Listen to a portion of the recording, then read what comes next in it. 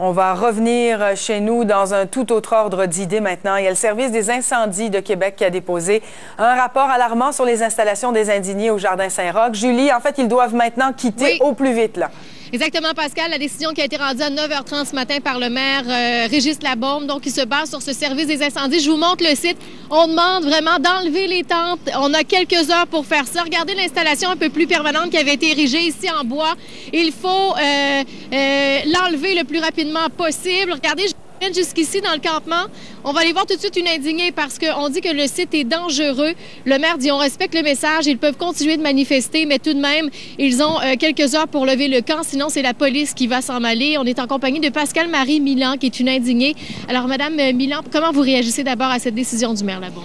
Tout d'abord, je comprends absolument pas comment le maire Labaume peut nous appuyer il y a quelques jours et aujourd'hui décider de nous expulser. Ils disent que le site n'est pas sécuritaire, notamment des bonbonnes de propane qui sont trop près des tentes. Ils ont vu aussi des poêles à bois sous une tente, des chaufferettes aussi. Ils disent que c'est dangereux pour votre sécurité à vous et aussi pour celle du public et qu'ils n'ont pas le choix. Vous répondez quoi à ça? Je réponds qu'il y a un double discours parce que quand ils viennent ici, ils nous disent absolument le contraire. Ils se rendent bien compte qu'on est tout à fait sécuritaire.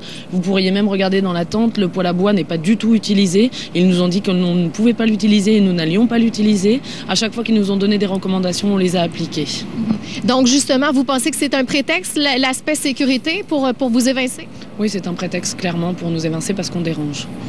Votre discours dérange? Qu'est-ce qui dérange, selon vous? Ce qui dérange, à un moment donné, c'est qu'on amène peut-être une autre vision de l'espace politique et ça peut concerner directement peut-être le maire Labaume, justement, dans son mandat. La question, est-ce que vous allez obtempérer ou allez-vous résister? Hier, on nous parlait de faire de la désobéissance civile. Vous avez quelques heures, sinon c'est la police qui arrive. Qu'est-ce que vous allez faire? À midi, on se réunit et on appelle tous les citoyens à venir se réunir au campement pour prendre une décision collective en démocratie directe et réelle.